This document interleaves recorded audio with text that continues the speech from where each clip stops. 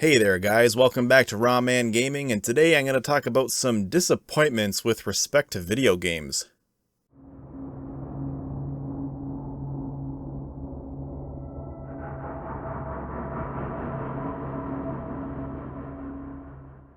Now I, like you, am very passionate about video games. You know, not to the point of bursting out in a rage if someone dislikes a game that I like. Like this one time I was at a game store, this is like years ago, and I was talking to one of those, there was a guy in the store who would just go around and talk to all the customers, like all the other people shopping at the store. He was also just like a customer, and I was looking at a Mega Man game, and he came up. He's like, "Yeah, hi, my favorite game is Mega Man X4." I was like, "Oh, cool, man, right on." He's like, "Do you like Mega Man X4?" I was like, "Actually, no, I'm not really a fan of X4."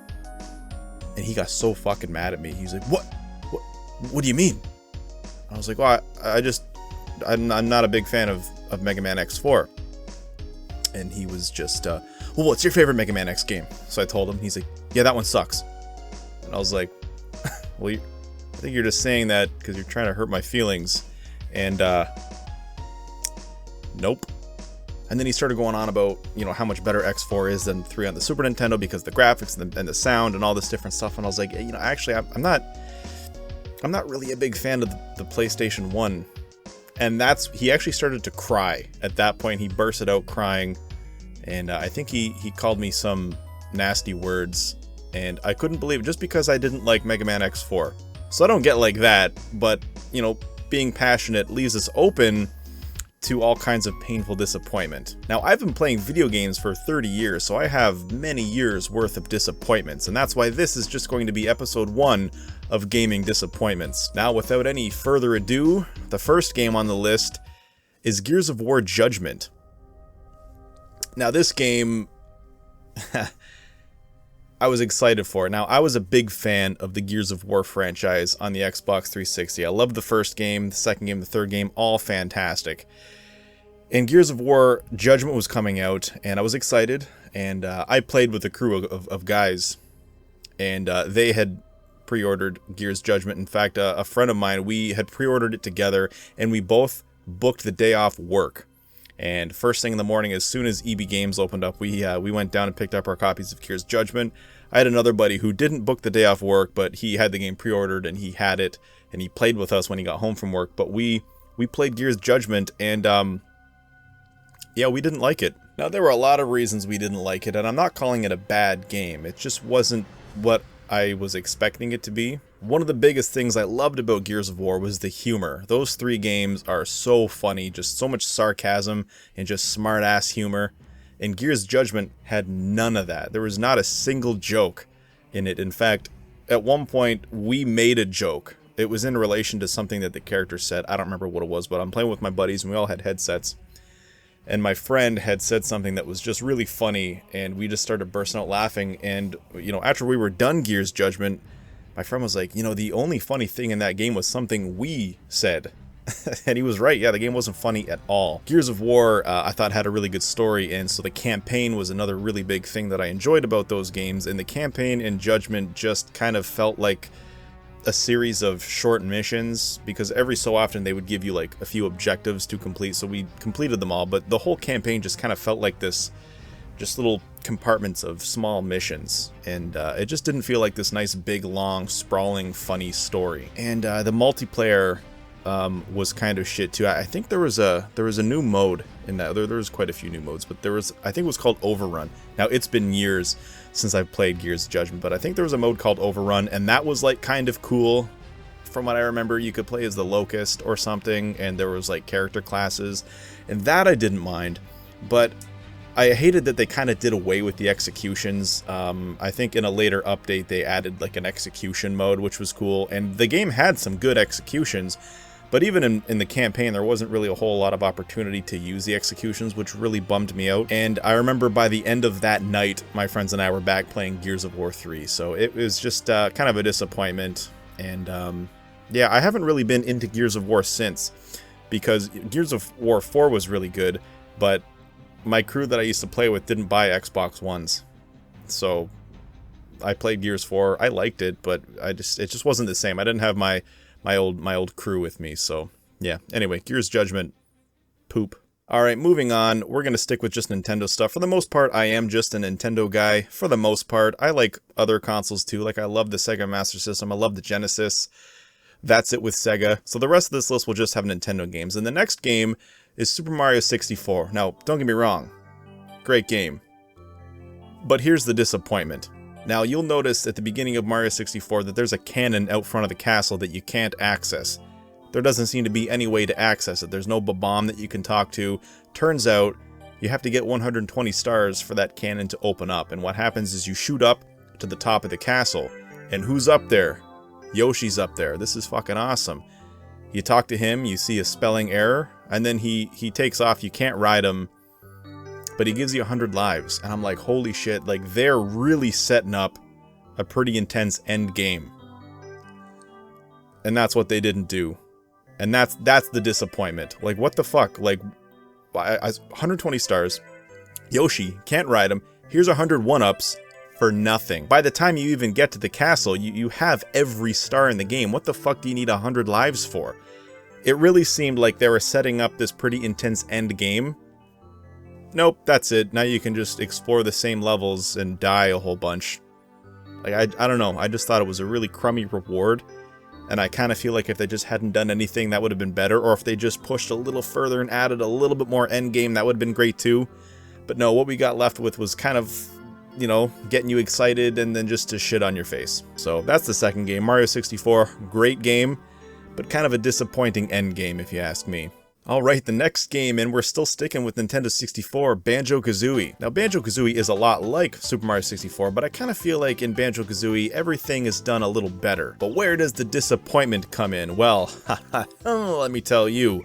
The ice key and those eggs. Now, when you beat the game, Mumbo shows you some pictures, and he explains the ice key and the eggs, and the answers will be revealed in Banjo Tooie. Now, what I thought at the time was that once you played Banjo Tooie, which by the way, major hype for that game, like I couldn't wait to get that game. In fact, I picked Banjo Tooie over Majora's Mask. I was 13 years old. Banjo Tooie had just come out, Majora's Mask was out, and I had enough money for one or the other. I was at this game store, I had enough money for one or the other, and I went with Banjo Tooie because of the hype. But what I thought Banjo Tooie was gonna explain what to do in Banjo Kazooie, so I could go back to Banjo Kazooie and get those items. Turns out that that's not the case. Now, the game didn't really suggest that necessarily. That was just kind of my own stupid fucking head, kind of making stuff up, I guess. But either way, it was a big disappointment. But in Banjo Kazooie, you could see the key. You could actually see the key through the ice window. I don't know. So I knew that it was in the game, so that's why I guess I assumed that Banjo Tooie would explain, hey, this is how you go back and get that key. So it turns out that you can access the ice key and all those different eggs via cheats. And the disappointment is they do nothing. They do absolutely nothing. And the internet back then too didn't really know what to make of it, because the internet was a luxury. And I googled it. I didn't Google it. I just did a Yahoo search, that's what it was. I Yahoo searched it, and there wasn't really much information on it. It was just total mystery. My friends and I discussed it like crazy. We tried everything we could to get the items, but when we found out that you could get the items, I was like, oh my god, that's so awesome. So I remember coming home from school and accessing the cheats, and or activating the cheats rather, and accessing the ice key and the eggs, and yeah, nothing happens. Just, I don't know, kind of a huge disappointment. I love the game. Banjo Kazooie is one of my favorite games ever. Kind of a disappointment though with the ice key and the ice eggs. And in Banjo Tooie, they somehow make up for it. I don't remember exactly what happens, but I think you can find little BK cartridges, and then they give you some in-game items. I don't remember what they are, but I do kind of remember thinking, oh, all that for that. You know, I don't know, whatever. Just a great game, just a bit of a disappointment there. Alright, and the next game on the list is Zelda, Ocarina of Time. Again, another N64 game. I love Zelda. I love Ocarina of Time. The disappointment. Okay, how do I build the story here? So, as a kid, I'm exploring Hyrule. I'm exploring all the dungeons, or the temples rather, in this game. And I'm searching for these gold Skulltulas, or Skulltula. I don't know how to pronounce it. I'm just going to call them gold Skulltulas, because that's what I've always called them. And again, in the 90s, I didn't have internet. Internet was like a luxury. It's just so funny how like everyone has the internet now, but like back then it was like pretty rare to like even get on it. And if you did, it was like, oh my god, like better make use of your time. Look up something good. Anyway, so I found all 100 gold Skulltulas all by myself. My mom was helping me, but we would just turn the game on every evening and just search and search and search for these fucking spiders. Now, because it took us so long and finding these spiders seemed like such a daunting task, I thought the reward would be something intense, like a new sword, a new tunic, a new dungeon. Now, I had played a lot of Super Nintendo, and there was a game on Super Nintendo called Illusion of Gaia. Throughout Illusion of Gaia, there's this side quest where you collect these red gems, and it turns out if you collect every single gem in the game, you unlock a hidden dungeon, all with new enemies and a new boss, a completely different boss. And it was amazing. To me, that was like the best thing you could reward the player with, like more content, another dungeon, new enemies, and a new boss. That was like so amazing, and that was just like some Super Nintendo game. So I thought for sure in Zelda it would be like a new sword or like this new tunic or like a new dungeon or something. And there was rumors that there was like a light temple. So I thought maybe this would like lead to the light temple.